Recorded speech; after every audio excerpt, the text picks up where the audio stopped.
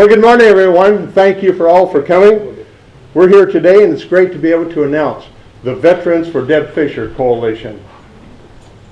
Senator Fischer's family has a strong military background. Several members of her family, spawning several generations, have served their country honorably. And Senator Fischer understands how important it is for our nation to come together and to honor the commitments we've made to our veterans. That's why all of us, as well as veterans from across this great state of Nebraska, stand behind Deb Fischer.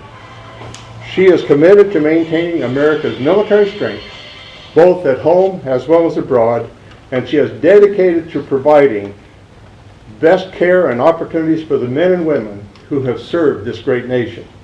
And so it's with my honor to introduce the next senator from the state of Nebraska, Deb Fischer.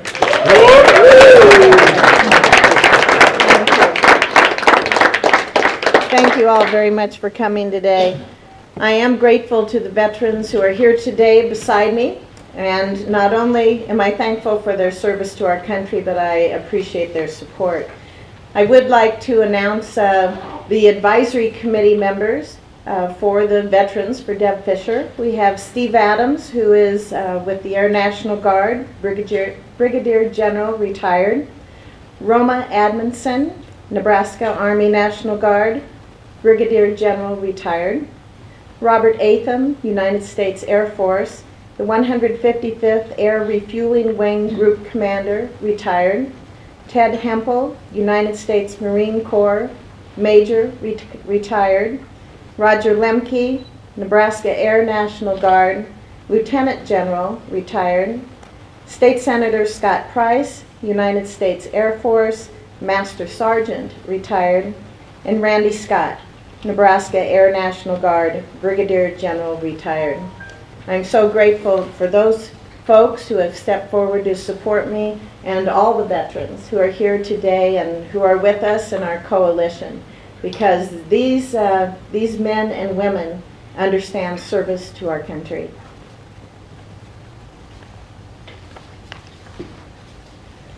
As many of you know, my father served in World War II.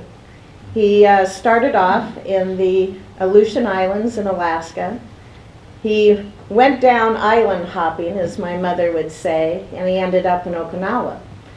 He was with the Army, he was with the Corps of Engineers, so after the islands were somewhat clear, he moved in with his guys, and they were able to build the airfields and take on enemy fire while they were building those airfields. So I grew up hearing stories about Alaska and living in tents, and my dad going island hopping. He was 20 years old when he served our country. He was an engineering student at the University of Nebraska. After his service, he went back under the GI Bill and finished his final year at the university. My older brother Corey served in the Air Force for 12 years, and he is currently with the National Guard. He is a flight surgeon with the National Guard. And two of his sons, my nephews Matt and Josh, have also served their country. Matt was in the Navy, Josh was in the Army and served in Iraq. So we do have a strong family history of service to our country in the military. So I grew up with that appreciation and respect for those who have fought for our country and who have served our country.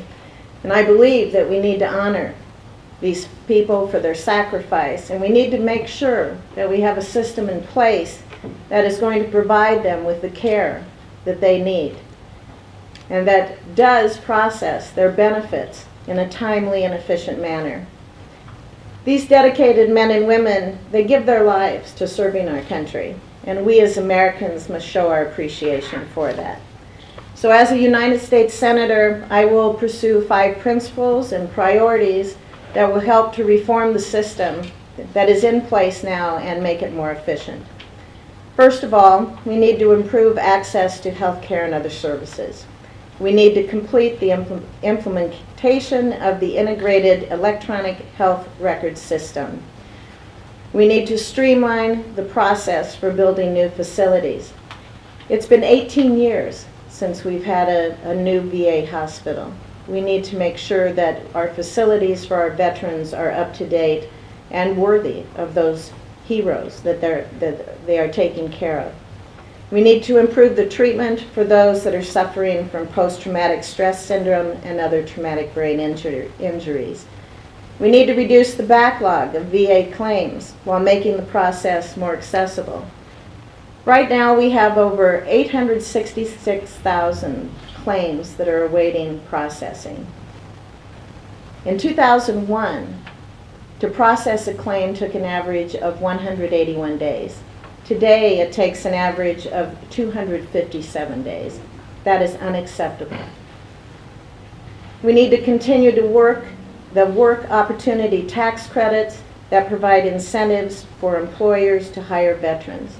We have over 1 million veterans that don't have jobs, and these tax credits help those men and women. We need to allow for the concurrent receipt of retirement pay and disability compensation. And we need to audit the Department of Defense and the Veterans Administration. When you look at the problems that we have, when you have errors in processing that are 17%, and then all of those have to be reprocessed, that costs money. That should be money that goes to serve our veterans and their needs. When you look at a recent report that the VA had a couple conventions and it cost $5 million. That is unacceptable. That's money that should be there to serve our veterans. So there's a lot that needs to be done to make sure that these proud men and women are taken care of.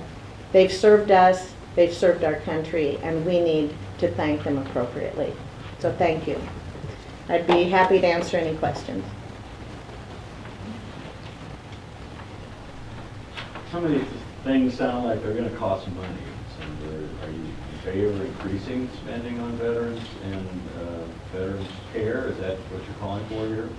You know, Paul, you followed me the last 8 years in the legislature. You know that I believe in setting priorities, and we need to set priorities for government. And taking care of our veterans is one such priority. So the funding needs to be there. I think if we look for savings, as I mentioned in my last point, where money should be spent on veterans instead of on delays in processing and reprocessing and promotional videos that cost $52,000, we can find the money there to take care of these folks. What's your assessment of the Veterans Administration? Is it doing its job? It's not doing its job. You know, Senator Price was just talking to me before we walked up here, and he was pointing out in Nebraska we are very, very fortunate in how our VA works in this state and the good job they do. And when I talk about the average time it takes to process claims, Nebraska is doing much, much better than that. So once again, Nebraska can serve as an example on how veterans need to be treated around our country. I think the VA always has good intentions, but the government needs to make it easier for those good intentions to be met. There's kind of following up on what Paul was asking. Is it money or is it inefficiency that is plaguing some of the problems that the VA? I think it's both. I think it's both, with the Department of Defense and with the VA. Versus a new VA hospital being built in Omaha. Are you saying another one needs to be built in Nebraska? No, I'm not saying another one needs to be built in Nebraska. I think we need to, you know, I'm running for the U.S. Senate. I'm looking at our country as a whole, and we need to make sure that the needs of our veterans are met, and that the facilities that are outdated need to be replaced. Are there any outdated facilities in Nebraska right now?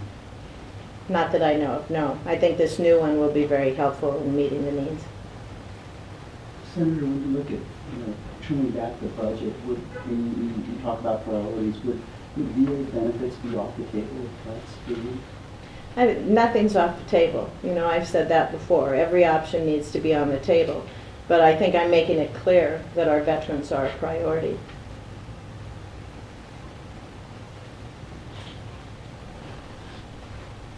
Can one of the veterans respond to a question? I mean, Sure. your opponent is a veteran. And I guess I'm curious as to why this group would support your candidacy rather than Senator Kerry's. Okay. You know, by- I'd be willing to address that. There's no doubt that Bob Kerrey was a hero, a Medal of Honor winner in Vietnam 40-some years ago. That's when I was there. But since then, as far as I'm concerned, he is against everything that the Founding Fathers had done to build the greatest country in the world. Spend, spend, spend, tax, tax, tax. So that's why I'm for Deb Fischer, because Bob Kerrey has forgotten about what the Founding Fathers has developed. I get your name, sir? Jerry Anderson, Anderson. S-O-N, And Jerry, J-E-R-R-Y? yes, Where are you from, Papillion, Nebraska. Jerry? And are you a Republican or? I'm a conservative.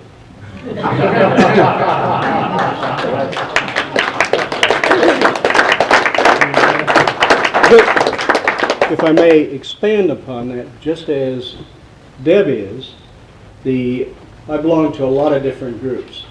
The Nebraska Taxpayers for Freedom came out with their summary of when she was in the last legislature. And she and Bew McCoy are tied for first place as the most conservative state senator. So I support it. That's why I support it. Well, I'm just curious if you're breaking ranks, you know, if you're a Democrat and you're still supporting Deb. Well, as far as I'm concerned, a conservative means you're a Republican. I don't know where the Democrats have ever been a conservative. Mr. Anderson, are you a colonel? I was a retired Air Force Lieutenant Colonel. My tour, I flew there as a transport navigator for several years. Volunteered for Vietnam with my now bride of 52 plus years. We had 2 little babies, and I felt it was my duty to volunteer as a young lieutenant. So I ended up a year over there flying in the HC-130s, Crown, which was, we were the airborne command post for our guy shot down up north. I listened to a lot of maydays. Okay. Let me just say one thing also. I don't think anyone should be a single issue voter. And supporting veterans is important. But we need to look at every issue that our candidates are representing. And I look at Deb Fischer. I'm also a conservative Republican, but so is she. And every issue that she represents me as a conservative. And so her background with family, understanding the military needs, the veterans' needs, and also covering all the other issues, she's in line where I am. So that's the reason that I'm here today supporting her. On active duty, I was a captain in the Air Force, flew KC-135s. And I also have a little interest because that airplane that I flew 60 years ago, I mean, it came out 60 years ago, and it's still our primary air refueling airplane. Now, we are in the process of getting a new one, but I think it's terrible that we're flying an airplane that's 60 years old, and it still is our primary airplane. So I'm here as a conservative because Deb Fischer is also representing the issues that are important to me. I'm going to take a whack at this. and I'll tell you, when I served for 20 years, we didn't look at someone and say, you're a Republican and you're a Democrat and you're an independent, and we're going to put your rank and file that way. You were a soldier, a sailor, an airman, and you did your job. Now, we elect Senator Fischer to go to D.C. That's what I expect for her to do. And she'll do her job, and she won't look at it just as a party affiliation, I believe, and she didn't do that in the legislature. Bills pass in legislatures oftentimes with a large margin of bipartisan support. Not always, but more often than not. And I expect that when she says she's going to look for ways to take that priority on veterans and fund things, through whether it's efficiencies gains through stopping having $5 million spent here and there. It's the idea that everything's on the table, looks at it. Just like a field command would look. You look at all your options. You don't have a bifurcated process where you look for your friends or your enemies to do things. You just get the job done. And I saw Senator Fischer do that in the legislature, and I expect she'll do that up on the Hill for veterans, for Nebraskans, and for Americans. Thank you.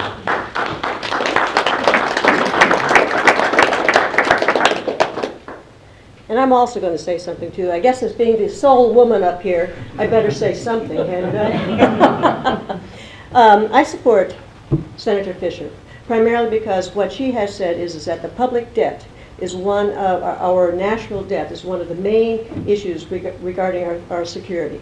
And it really is. We have got to reduce that deficit. Because to be quite honest with you, that is really a national security issue. China holds the greatest portion of our debt. And I don't believe that China is really a friendly country to us. So that is one of the issues that she speaks very strongly of. And that is why I support her. And for a second reason too, in the VA system, more women are coming into the Veterans Administration system as people who need care. And over the last 10 years, they have really had to revamp the care for the women. New training has had to take place by the medical people who were there. And I think that, change is always something that it starts slowly and then it begins going. And I think that what Senator Fischer can do is to speak to the women's issues there through the VA. And as far as what I was concerned, I'm a Brigadier General retired. I was the Assistant Adjutant General for Nebraska. I've seen many women come back from serving overseas. Their issues are the same as what the men's issues are too, in terms of PTSD, in terms of traumatic brain injury, the loss of limbs, many issues like that. And then plus, in addition to this, there are the female issues that must be addressed by the VA system. And that's really what I'm counting on you to do. So, thank you. Ma'am, please. Sure. Roma Amundsen.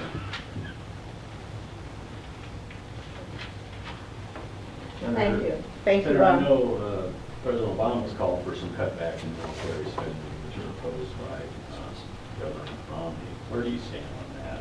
If there are cutbacks, where do you think those cutbacks ought to be? National defense is the first priority in national government.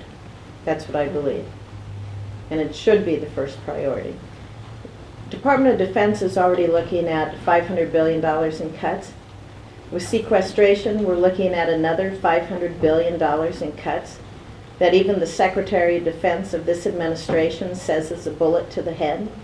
We would look at an army of the size of 1950. We would be looking at a Navy that would go back to 1915, and we'd be looking at an Air Force at its lowest capabilities ever if sequestration takes place. That cannot happen. I am hopeful that Congress will step up, make the tough decisions when it comes to sequestration, and make sure that we don't go over that fiscal cliff. Where do you balance the need to cut the debt with the need to adjust military spending to help do that? Are you saying that's off the, I think you said earlier, that's not off the table. I mean, where would you cut? The department has offered suggestions. I think those need to be looked at. Efficiencies can be found. But in my opinion, national defense is the #1 priority of a federal government. We need to look at efficiencies elsewhere. We need to look at cuts elsewhere. And of course, that means then entitlements. But defense is already taking a $500 billion cut. Senator Kerry's holding a news conference, I think, today online.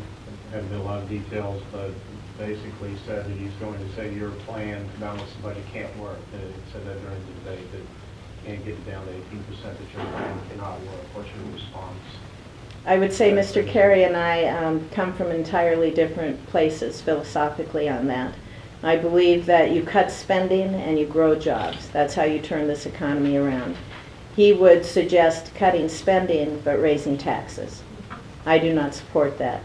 You know, we were at 18% of GDP in 2001. We had a budget surplus. We can be there again. Government needs to cut spending. And government needs to let businesses create jobs to turn the economy around. I think one of his arguments, and not to speak for Senator Perry, but I think one of his arguments is that you're not going to be able to get the votes in Congress to pass if you don't give some on taxes to get some Democratic votes. I think you look at my record, and I've been able to pass a number of big policy issues here in the state of Nebraska. So I have a record of being able to work across party lines with my colleagues in order to get bills passed. The appetite isn't out there to raise taxes.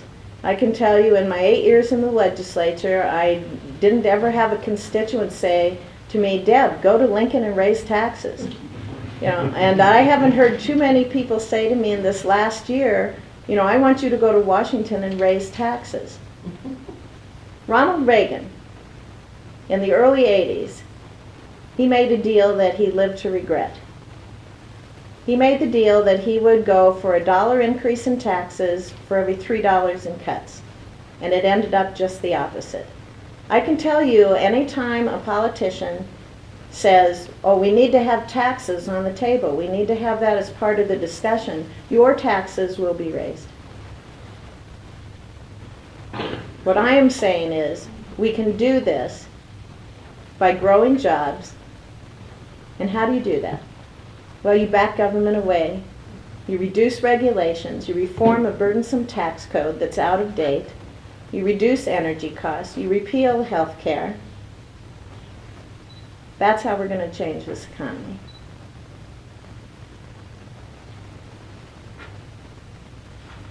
Well, I thank you all for coming today. I appreciate the support of these wonderful people here behind me, and those of you who showed up today, thank you very much. Look forward to working with you in the future, and we're going to tackle these tough issues. You know, these are serious times, and we need to make those tough decisions, and we need to make those serious decisions if we're going to turn this country around. So thank you very much.